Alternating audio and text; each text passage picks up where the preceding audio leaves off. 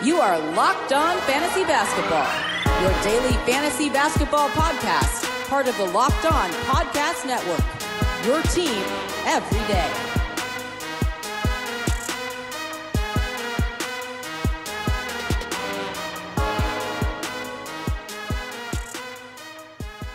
Hello and welcome to the Locked On Fantasy Basketball podcast, brought to you by Basketball Monster. My name is Josh Lloyd and I am the lead fantasy analyst at basketballmonster.com and at Yahoo Sports Australia.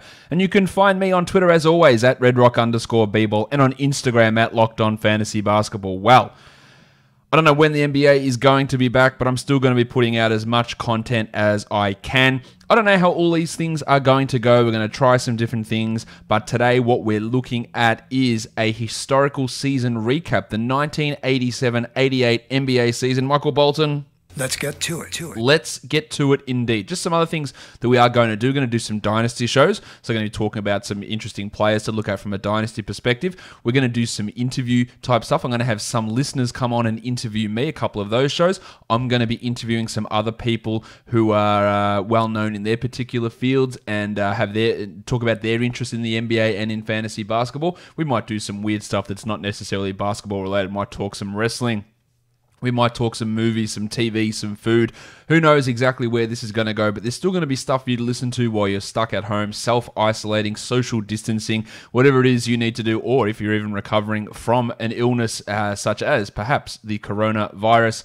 So that is what we're going to be doing and do more of these historical recap shows. Now, I don't know how this is going to work. I don't know if it's going to be fun or interesting. I hope it's going to be fun and interesting, and I hope it's going to bring back some interesting names and things like that. But if there's anything that when I do this show that you think, hey, you should have done this, or maybe you could have done this, please let me know in the comments below or tweet it at me. And then when we do more of these shows, we'll probably do a year from the 90s next, or from the 2010s, or from the 2000s, whatever it is, then we can try and incorporate that as we try and grow. These are all things that I've never done before, and just trying to give you guys stuff to listen to hopefully keep you as entertained as possible. So, let's talk about this 1987-88 season.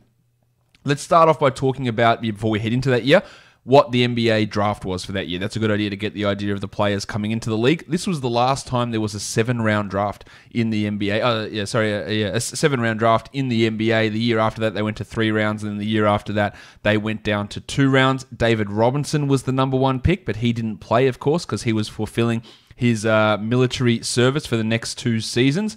Some notable names in this draft: Scottie Pippen went number 5. Kenny Smith went at number 6. Kevin Johnson at number 7.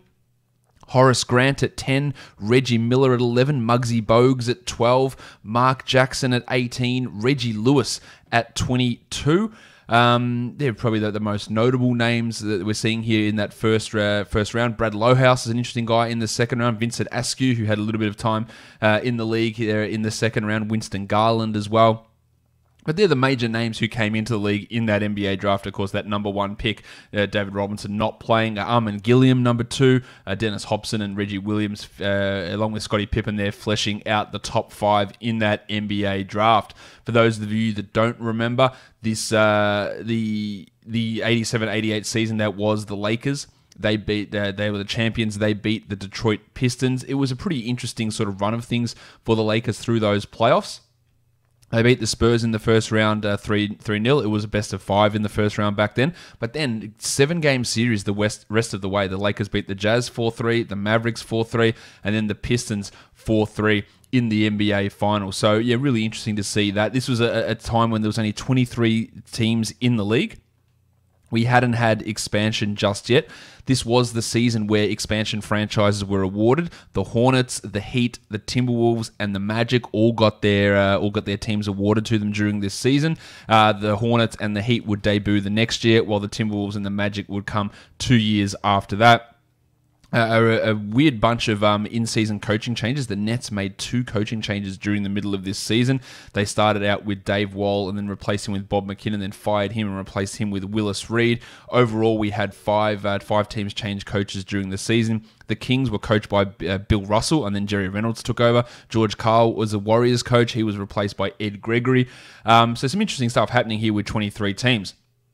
If you're going to guess who the MVP was, it was Michael Jordan. No surprise there. He was the leading scorer as well during this season. The All-NBA first team, Charles Barkley, Larry Bird, Magic Johnson, Michael Jordan, and Hakeem Elijah. Like, what an All-NBA first team that is. Second team, pretty bloody good as well. Drexler, Ewing, Karl Malone, John Stockton, and Dominique Wilkins in that grouping there. So that is obviously a really impressive stuff in those first two teams.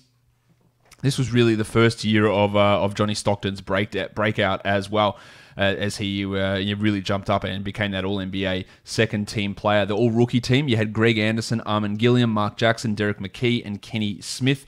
Their All-Defensive team, Michael Cooper, Michael Jordan, Rodney McRae, Kevin McHale, and Hakeem Elijah. If we look at some individual awards for this season, MVP, as I said, was Jordan. He was also the Defensive Player of the Year, which is crazy. Mark Jackson was the Rookie of the Year. Kevin Duckworth was the Most Improved Player, while Roy Tarpley was the Sixth Man of the Year. So that's it's it. Jordan has said, he was the leading scorer, MVP, and Defensive Player of the Year. So absolutely ridiculous. But of course, the Bulls, they could not get past those Detroit Pistons. Unfortunately, that was back then before the Bulls had won their first championship. Chicago lost in the second round 4-1 to the Pistons. The Pistons beat the Wizards 3-2 in the first round, 4-1 against the Bulls, 4-2 against the Celtics in the Eastern Conference Finals, and then eventually going down on the second consecutive championship there for the Lakers in 7 games in the finals. Stockton led the league in assists per game at almost 14. Michael Cage led the league in rebounds at 13 per game. Jordan averaged 3.2 steals a game. That's a ridiculous number. And Mark Eaton led the league in blocks at 3.7. What I'm going to do is I'm going to go through the top 50 fantasy players from that season, try to give a little bit of context on these guys as well as we count down that top 50. Before I get to number 1, who do you guys think is going to be the number 1 player? Yeah, drop that in the comments below as well, assuming you don't already know who the number 1 player is going to be. If you don't know, throw it down there. In fact, throw down who you think the top 5 fantasy players, 8 category per game value, who you think those top 5 players will be across the NBA for this season. All right, so let's start talking about these guys now across the league. And the first bunch of guys I want to talk about, counting down from number 50, there we are looking at Xavier McDaniel as the 50th best fantasy player. Many of you will remember McDaniel as a player, played for the Celtics, played for the Knicks. This is when he was back with the Seahawks.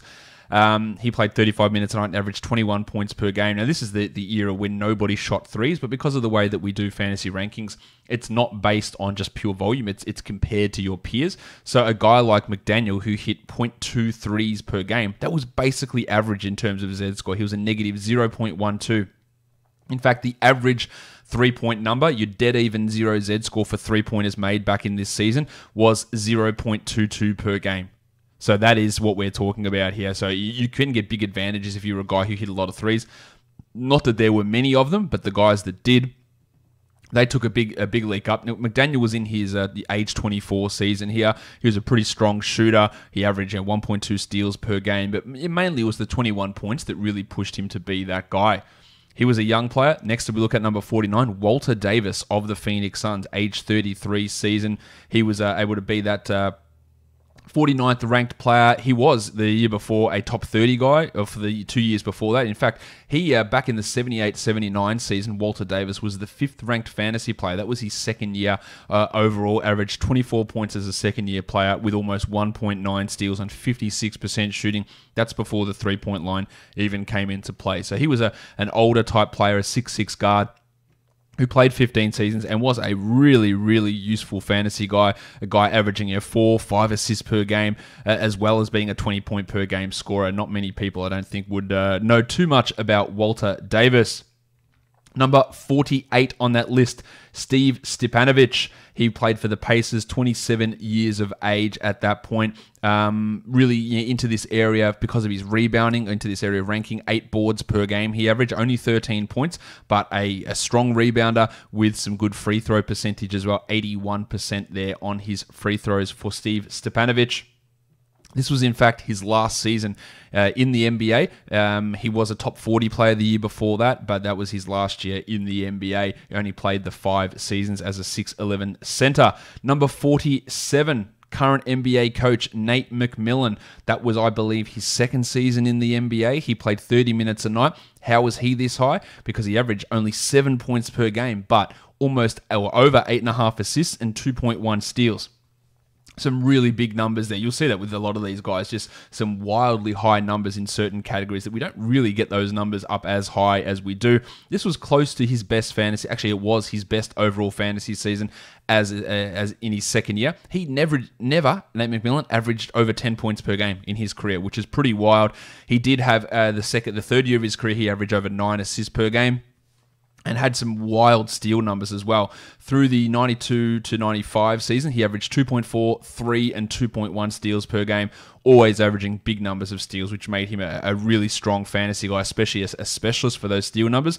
But getting that assists and steals combo was really Nate McMillan's, where he shone for everybody. This bloke, I loved him as a guy collecting collecting basketball cards in the early 90s. Frank Brickowski, I remember when he played for the Bucks. He was a member of the Spurs here, number 46 on the rankings, averaging 16 and 7. His real value in fantasy came from his field goal percentage, but yeah, a big man who was pulling in boards, and that was providing that use there for him in that 87-88 season.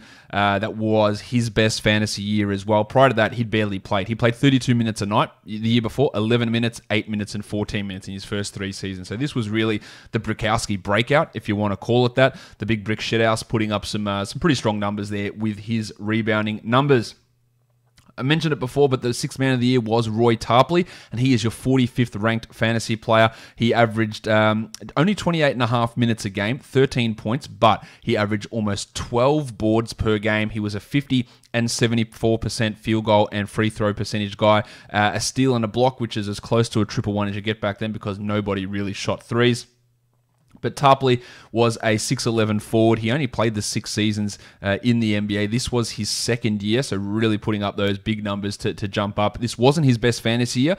He's the 90 to 91 season for Roy Tarpley. He was the 13th ranked fantasy player. Now, he only played 5 games there, but averaged 20 and 11, which is obviously some really, really strong numbers. But the 2 years prior to that, he was a double-double type of a player, even though games played were pretty low for Tarpley.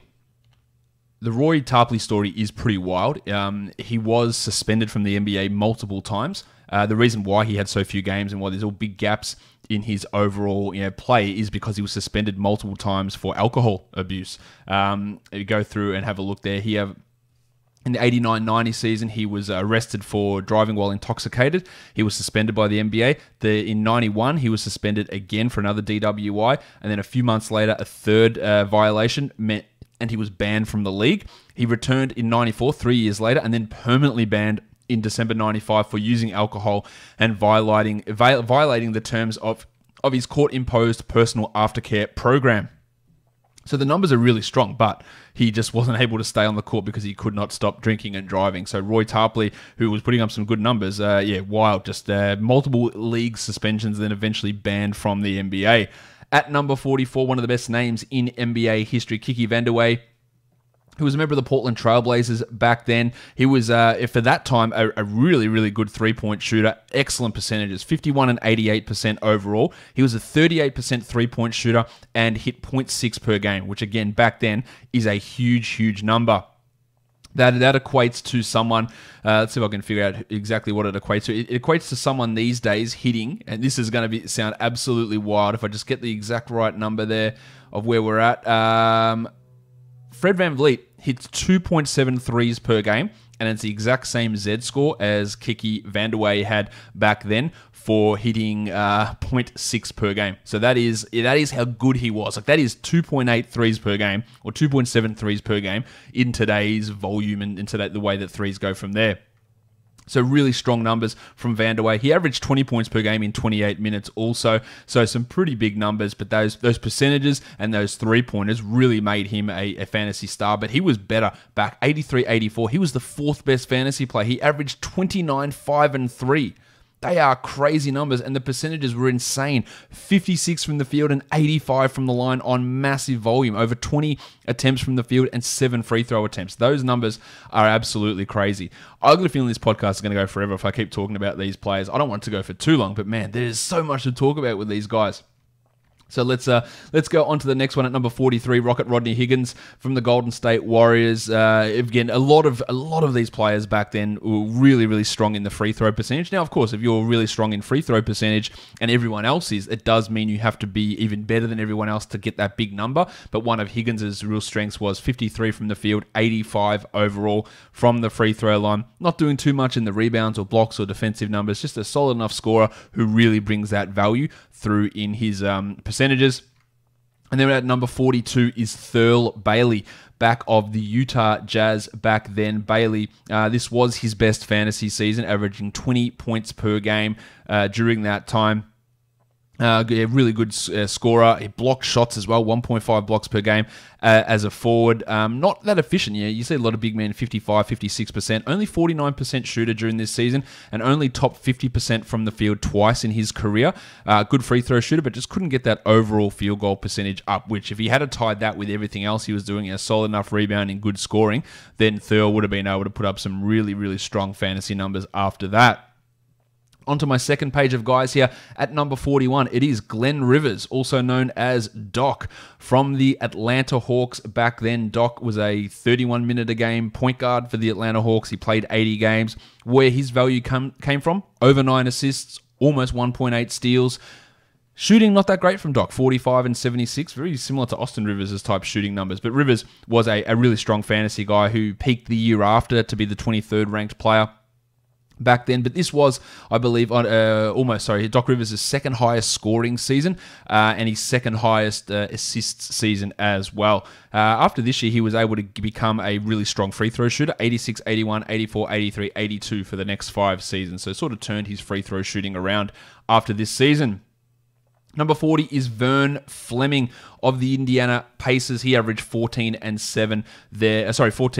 7 assists. So the 7 assists, 1.4 steals were his real value. But as a guard, getting 52% shooting was really, really strong from Vern. This was his best fantasy season overall as well. At number 39, we've got Paul Pressey of the Bucks. He was a 33-minute-a-night guy as well, and like those two guys that came before him, steals and assists is where it really came from Pressey. Now, you're looking at Rivers, who averaged 9 assists and 1.8 steals, which was more assists than Fleming and Pressey, more steals than Fleming and Pressey, but both of those guys were much better shooters, past Doc in the field goal percentage and the free throw percentage, and were able to and provide more value that way. Doc also hit 0.1 threes a game, as did Paul Pressey, whereas Vern Fleming didn't hit a single three, and neither did the other guy, one of the best scorers in NBA history, Alex English, the 38th ranked player, 25 points per game. So we know where his value is coming from. He got to the line a lot. He was a great field goal percentage type of a player as well.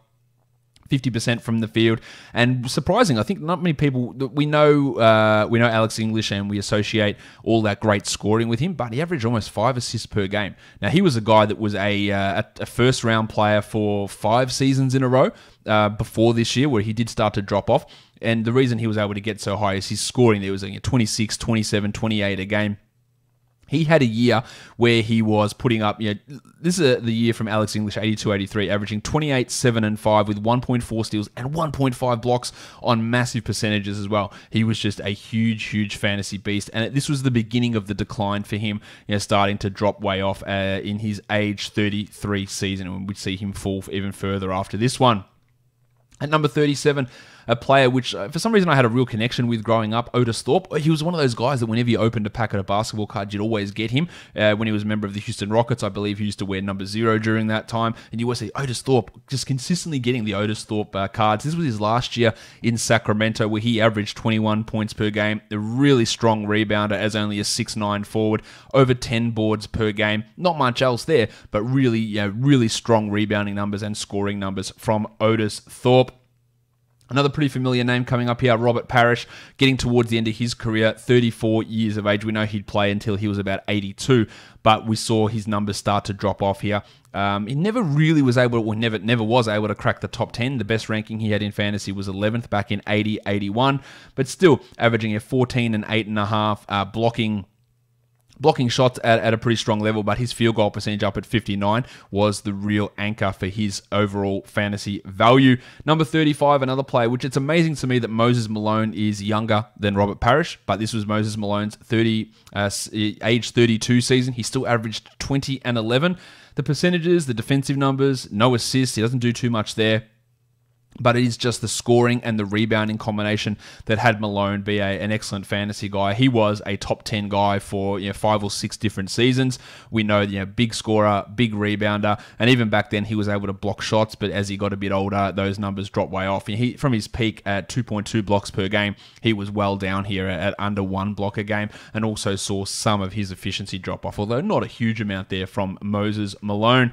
At number 34, Danny Shea only played 27 minutes a game. He was a real per-minute guy. 14 and 8. 8 rebounds in 27 minutes is huge for him. Over 1.1 blocks per game. Massive percentage as well, albeit on limited field goal attempts. But 84 from the line on 6 attempts is huge from Shea's. A guy that I reckon back in the day, if we were playing fantasy back there, I was doing this podcast, you'd just be going, man, just give him 32 minutes and he'll push into the top 15. Very almost Jonas Valanciunas-y like. Just give him the minutes, man. It's going to come. It's going to come. It didn't really ever come from Shea's. This was his best fantasy season by a considerable margin. And 3 or 4 years later, he was down playing a much, much smaller role. He did play for 18 seasons in the NBA. 6'11" center was old Danny Shea. And then number 33, another really familiar name, Bill Laimbeer of the Detroit Pistons, a member of those bad boy Pistons, of course. But people remember him as a guy that throws elbows and starts fights and all this sort of stuff. But some really good numbers from him fantasy-wise. Just going to count these up. I think he had 8 consecutive top 50 fantasy seasons. Was the best in 83-84, where he was the 18th ranked player. But averaging 13 and 10. Only a block a game, but again, 87% from the line is a huge number from the free throw percentage. Good field goal percentage. He actually hit 0.2 threes per game, which is not far off being a neutral in that category. And for a big man, that is absolute rare as hen's teeth to get a big man like that banging in 0.2 threes per game, but back then that is banging in. And he was able to increase it a couple of years later up to 0.7, which is a pretty big number for a big man. So Laimbeer, despite all the negativity around his career, was able to put up some really good fantasy type numbers and was probably more skilled than history has been to him, and through his own fault for being an absolute dirtbag arsehole on the court, but he was able to play also. The next bunch of guys we look at number 32, Jerome Kersey, age 25 season from the Portland Trailblazers, 19 and 8 he averaged, big steal numbers, not that good on the free throw percentage. This is the thing, he shot 74% from the free throw line, which you go, yeah, it's not great, it's not terrible, it's not great, but back then, you do that's a big gap in your free throw percentage. I'm going to compare sort of where it sits in terms of today's game and that negative 0.74 on the Z score. Yeah, that's equivalent to, let's have a look. Lonzo Ball has pretty much the exact same free throw impact, and he's shooting 57% versus what Jerome Kersey shot back then. Now, Kersey was on a higher volume, 5 free throws a game, but he shot 74%. That just goes to show you that there was a big... the players were much better free throw shooters back then. I don't think there's much doubt about that. And you're just dropping below... a league average is normally 78%. Back then, that's not what it was. If I can have a look to find out what league average sort of was for free throw percentage, I'll give you that number, and that'll help me tell this story a little bit more. It was around 78%, but it seemed to be way more concentrated around that, and it dropped off a lot quicker as you went down. Number 31, that Thomas is indeed Isiah Thomas of the Detroit Pistons. He was only in his age 26 season here, so sort of right in the peak of his career, but in terms of fantasy, his numbers had dropped off because he had, after his in his second year in the league, he had 4 straight top 10 finishes, and then the numbers dropped off from Isiah, starting in 86, 87. In this season, he averaged almost 20 points and 8 assists, which is still obviously really, really good.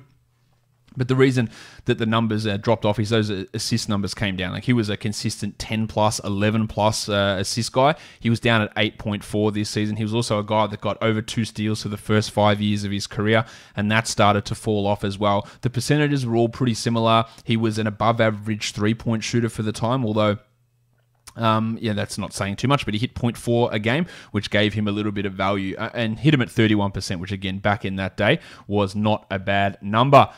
James Worthy of the Lakers, the 30th ranked player in fantasy over the course of this 87-88 season. We all know Worthy as a big part of that Lakers team. He had a triple-double in Game 7 of the finals that year. He averaged 25 and 4. Yeah, some okay numbers, but it's his field goal percentage, which was huge. 53% on 15 attempts. He was an 80% free throw guy as well. But that field goal percentage on that volume was really where Worthy's value came from. After James Worthy, at number 29, Johnny Dawkins, his age 24 season. His value was in assists. He averaged almost 7 of those, or he averaged over 7 of those a game. Again, 90% free throw shooter, so that's his second best fantasy category there. Johnny Dawkins only had 9 seasons in the league as a 6'2 guard, did Dawkins, and he was able to improve from here and have better fantasy years in the future. In fact, he did have a, where are we? He was the 29th ranked player here. The only year he was better than this was 90-91. He only played 4 games, so I don't think we can really count this. This was his second season in the NBA, averaging 16 and 7. Really strong stuff there from Johnny Dawkins. After him, Mike Gminski played for the Nets, age 28. Why was he so good? Well, he was a double-double guy, a 17 and 10 type of player with 1.5 blocks and a 91% free throw shooter. And weirdly, for a big man, Gminski, a 6'11 center, was not a good field goal percentage guy, especially in this season, under 45%, which is a really big negative. If he was able to be a 50% guy, along with that unbelievable free throw percentage, he would have been significantly higher. But a big double-double guy with good block numbers and that really high free throw percentage, which was his number 1 fantasy category, pushed him right up there. Mark Aguar of the Dallas Mavericks. You remember him, he played for the Pistons the year after, but his numbers, once he joined Detroit, dropped way off. So his first 7 seasons in the NBA, he was at worst a top 75 player. That was his rookie year. And then when he joined the Pistons and then the Clippers in the last year of his career, he was never a top 100 player after that. The usage plummeted. Massive high scorer for the Mavericks, averaged 25 points per game and hit 0.7 threes. Again, a really big number back then. Solid enough as a sort of a small forward player, averaging 6 and 4 in his rebounds and assists. Defensive numbers not really there. The percentages were okay. It was just massive volume in scoring, and those threes were a huge thing for him during that time. Next one, a guy that, again, I loved when I would play like old games and collect cards because I didn't know how to pronounce his name, so I called him Benoit Benjamin. It is, in fact, Benoit Benjamin of the LA Clippers. 23 years of age. He was the 26th ranked player during this time, a 7-foot center for the Clippers, who would later go on to play for the Sonics, the Lakers, the Nets, and then a whole bunch of teams later in his career. But a guy that would put up some really strong fantasy numbers earlier on in his career, because this season, 3.4 blocks. Now, not a good field goal percentage guy, not a good free throw percentage guy, 13 and 8, but those blocks, talk about like a Hassan Whiteside, a Mitchell Robinson type of a player, really bringing that value solely on that one category. Not even giving field goal percentage like Whiteside and what Robinson have done. Not a double type of a guy. Just huge block numbers from Benoit Benjamin. One of the best names going around in the NBA, Big Mo Cheeks, the ass himself. He was the 25th ranked player, averaged 14 points, but 8 assists, 2 steals. So many of these guys. Back in the day, it was like, if you get assists, if you get 8 assists, you get 2 steals. That just seems to be what they give to all point guards back in these days. So really wild type of narrow focus skill sets. Hey, you look at you, 16 and 10 with 1.5 blocks and 55% shooting. That's cool. And then you get the guards who give you assists and steals. It was very interesting to try and build a team back there. It would have been, because it was just like there's no big men shooting threes, there's no forwards getting assists. It was just very, this is what you are, who you are, and this is what you do. Cheeks had been a top 10 player a couple of years before this season, had fallen a little bit off here because his assists had dropped down, but his steal numbers are absolutely wild. For 10 consecutive seasons, he averaged over 2 steals per game. For 9 of those 10 seasons, he shot over 52% from the field, which as a guard is crazy. Big assists, big steals, big field goal percentage for the big ass Mo Cheeks. At number 24, Derek Harper of the Mavericks. He was another guy, 2 steals a game, almost 8 assists per game. Not as good on the percentages. They're 46 and 76 from the field and from the line, but he was able to hit a lot of threes, 0.7 threes per game at 31%, which gave him a significant boost in his overall fantasy value. We're going to start to get into more recognizable names for those of you who may not have been alive or watching basketball back then, or the non-basketball historians in you. At number 23, it is Karl Malone, who was only age 24 at this point. It was his 3rd season in the NBA, but this is the year that he really started to take off, along with John Stockton, who we're going to get to soon. 28 points per game, 12 boards for Karl Malone. Now, never a guy who was a big shot blocker. In fact, his best season was 1.5 blocks per game and only ever got over 1 block per game 3 times in his career. The steal's not too bad for a big man. 52% from the field is okay, but they're really bad. He was a massive punt free throw guy early on, especially this season. 70% from the line on almost 10 attempts. That is real tough. Now, it's not as bad as the year before where he was at 60% on 6.6 attempts. Or even the year before that, when he was at 48% on 5 attempts. They are huge, huge negatives. But you see the improvement, 48, 60, 70, and then he settled in as like a 76, 78 guy and was a 79 guy by the end of his career. Like huge, huge improvements from Malone. Always a monster rebounder, always a huge volume scorer, and just didn't have those defensive numbers, and then started to bring that free throw percentage up as well. The first and only rookie on this list of top 50 fantasy players is the man who we all hate to listen to on NBA broadcasts. We all would hate it if he came and coached our team, and that is Mark Jackson. But as a rookie, man, he was really good. Now, unfortunately for Jackson, his rookie season was his best ever fantasy year. He came in, played 40 minutes for the Knicks, 14 points, 5 rebounds, 10.5 assists, 2.5 steals. He never topped over two steals ever again in his career. And he only ever got over 10 assists once more time, again, back in the Pacers in 96-97. Wasn't a great shooter, 43 and 77%, but came in and hit 0.4 threes per game, a solid enough number, or really solid number at this point, but getting that massive volume of assists and massive volume of steals as a rookie. Mark Jackson was your 22nd ranked player. Mark Price is your 21st, one of the best free throw shooters in NBA history. 88% from the line this year. Another guy who's giving us 16 points. He hit a lot of threes. 0.9 threes on 49%. Imagine if they just said, can you just actually shoot threes in big volume? He would have been a monster. He was one of the best shooters of all time. 16 points, 0.9 threes, which again, back then is huge. That's 1.95 in terms of Z scores for threes, which is, I'll try and compare that again to someone from this era or from this season of basketball, 1.95. Who's got that sort of number? Let's have a look. It's not far off what Davis Bertans is doing. Like that's the sort of, Bertans is probably a little bit higher in terms of impact there, but that's the sort of area you're talking about. Yeah, to hit that many threes, what Mark Price did back then. Really, really big numbers of stuff. Again, an absolute elite free throw shooter who had multiple seasons of shooting 95% from the free throw line. Just huge in that category. Wasn't quite at that level here, and this was his 2nd season. And after this, he really blew up, and he was that guy who was a top 15 guy for 6 consecutive seasons. He upped his assists, he upped his scoring, he upped his threes, and 2 years later, he was hitting over 2 threes per game, which was absolutely unheard of back in those days. Absolutely great stuff from Mark Price.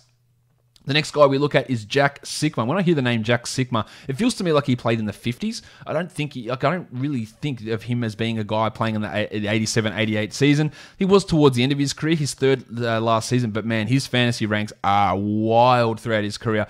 He had, how many here? 10 seasons as a top 50 guy, 11 seasons as a top 50 guy in a row.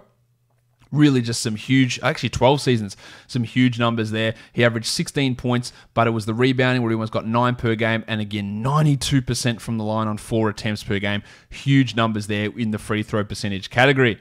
Let's get into the human highlight reel at number 19, Dominique Wilkins, the age 27 season for Dom. He averaged 31 points per game. That was only 2nd, I believe, to Michael Jordan in the scoring title race for the year.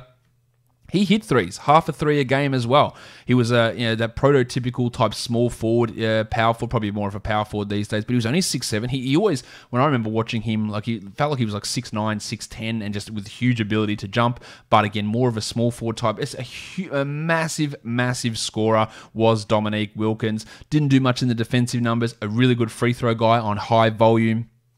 But it's that scoring which really brought his fantasy value. You know, that's almost double the impact of any other category than he had. And he was a guy that shot 83 from the line on over 8 attempts per game, but his scoring was just that dominant to be the second highest scorer in the NBA.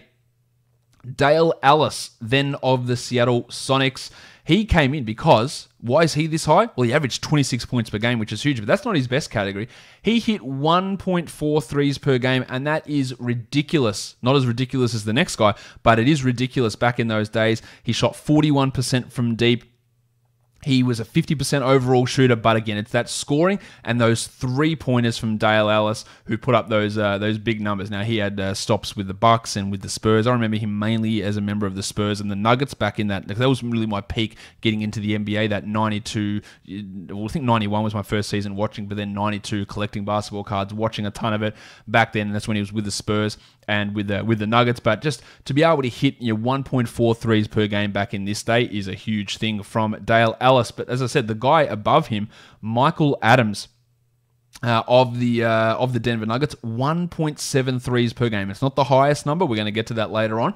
But that is what really brought him up. An over 4 Z-score, 4.24 standard score. He's huge there. He got good assists, good steals, good free throw numbers. But really, it's all about the threes for Michael Adams. If you want to talk about a one-category guy here, the next player, number 16, Elvin Robertson of the San Antonio Spurs. 36 minutes a night. Now, I say he's a one-category guy. He still scored 20 points per game, 6 rebounds, and 7 assists. They are massive numbers. But 3 steals per game for Elvin Robertson. And that's not even a down year for him because his second year in the league, he was the 4th-ranked player. He averaged 3.7 steals. The year after, 3.2 steals. This season, 2.96. The season after, 3. Like, this guy was an absolute monster at getting steals. A very, very underrated fantasy player who put up these solid second, third round type numbers, really on the back of that one category, throwing in some scoring and some assists there as well. And then at number 15 is Big Larry Nance Sr. of the Cleveland Cavaliers. 19-9 Nance averaged. 2.4 blocks, huge numbers there for Nance. 53 and 78 for his percentages, but getting those big block numbers with some decent scoring. Nance, of course, we know he was a slam dunk champion, and this was the season that Jordan won the dunk contest back in Chicago for the All-Star game. Nance was a very, very strong fantasy player, basically until his second last season. From 82-83 through to 92-93, he had one season outside the top 25. Like, that is ridiculous type numbers from Larry Nance. Let's really get into the pointy end of things here. At number 14, Terry Porter of the Portland Trailblazers, another guy that I remember fondly from playing NBA Live and collecting basketball cards. A 6'3 guard for the Blazers, would play alongside Clyde Drexler. Porter in 87-88, 10 assists per game as the point guard next to Drexler, 1.8 steals, excellent shooting, 52% numbers, but getting, again, those assists and steals and double-digit assist numbers from Terry Porter, really strong. And you want to talk about a bloke who put up numbers like going crazy. Number 13, Fat Lever. Can't even give him a better nickname than that. Fat Lever. He was a guy that was ridiculous. 19, 8, and 8 with 2.7 steals. Like, imagine that for a combination. He was a triple-double monster. So if your leagues counted triple-doubles, he'd be higher. He hit Terry Porter 0.3 threes as well. He hit 0.15 triples, which is not bad for this time. His percentages need a little bit of work, but his ability to get steals and be an absolute monster rebounder as a 6'3 guard is where his value came from. Multiple 9 rebound per game seasons as well from Lever as a point guard, getting big assists. He was like a Russell Westbrook type fantasy contributor without being a 20-point per game guy, which of course Russ was. At number 12, Patrick Ewing of the New York Knicks, 20-point per game guy, 8 boards, 3 blocks, solid enough percentages, but back in the day there, 72% from the line's a pretty big negative from Ewing. But otherwise, those other numbers, you know what you're getting from him, just a rock solid type of a player. Number 11, Chris Mullin, one of my favorites in playing games like NBA Live as well. Just hitting those corner threes with the lefty. Mullin hit 0.6 triples per game. Again, that really helped him. But one thing I think we don't really think about with Mullin, or maybe some of you do, is the assist numbers. Because back in this season, which was his third season, he averaged 5 assists per game. He had multiple other 5 assists per game seasons. He averaged 1.9 steals. He was a 50% plus guy for 6 or 7 seasons in a row. And back, if he's playing in these days, like he'd be a 2.5 3-point guy pretty comfortably, I would say, with what he was able to do back then. Chrissy Mullin, bit of an older player now. Kevin McHale, his age 30 season, he was the 10th ranked player, 23-8. We think of McHale as being that sort of third-ish type of guy. Well, it's probably second guy behind Larry Bird on those Celtics teams, but those numbers are really, really strong. The Celtics, in fact, had 3 players inside the top 10 this year for fantasy. I'm sure you can guess. You can see one of them else on this list here if you're watching the video, and then another guy is going to come in the next part of it as well. I'm sure you can guess. But if you are listening, I wonder if you can guess who the other Celtics player who was in the top 10 for fantasy this season. Kevin McHale said age 30, averaged 23-8. Some really good numbers there. At number 9, here is that other Celtics player, Danny Ainge, the GM of the current Celtics team. Why is he this high? Well, he hit 1.8 threes per game, which is a Z score of 4.6 for that category. That is absolutely ridiculous. 3 times the guy that's above him on this list, Byron Scott, and he hit 0.8 per game. Like, that is a ridiculous number from Ainge. He also averaged 6 assists and 1.4 steals. Big free throw numbers, but that three-pointer is why Danny Ainge was able to be a top 10 player in fantasy basketball in the 87-88 season. I want to talk about coaches that we shit on. Byron Scott was the 8th ranked player here as well. The 26-year-old averaged 22 points. Now, as a guard, only 4 assists is a little bit disappointing, but unbelievable efficiency. 53%. D'Angelo Russell wishes he could do that. 86% from the line. Getting the 22 points, though, is really strong, and he was really helped by his 3-point shooting as well, putting up some strong numbers there, Scotty. This was by far the best fantasy season of his career. He was never a top 20 guy before or after this. This was his 5th year in the NBA. At number 7, you can see the name. You're thinking, is it him? Yes, it is him. It's Magic Johnson of the LA Lakers. Johnson, this was one of his worst fantasy seasons, as wild as this is. He came in as a rookie, 5th best player, first, third, second, 4th, and then 7th. And then until he had to retire, he never had a season worse than this either. This was his worst season for fantasy, as wild as that is. And he was the 7th best player. I'm not counting that year when he came back from the Lakers at age 36 post-HIV. 20 points per game, Magic. He hit 0.2 threes, which he was never a good 3-point shooter, but that's not a bad number. He only hit him at 19%. 6 boards, 12 assists, 1.6 steals, 49 from the field and 85 from the line on a really big volume Magic.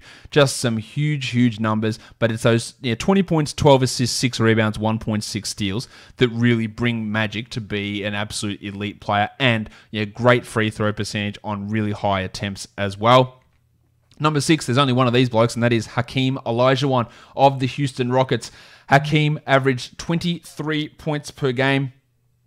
He averaged 12 rebounds. He averaged 2 steals and 2.7 blocks.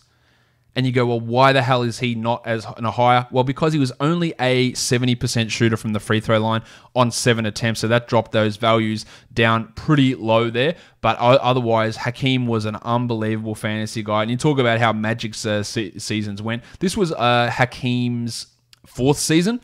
Struggled a little bit as a rookie, not quite as good, but second year onwards, 6-7, 6-7, 4-3, 4-1-2, 1-3-3, 10-3. Like an absolute ridiculous run of first round fantasy value.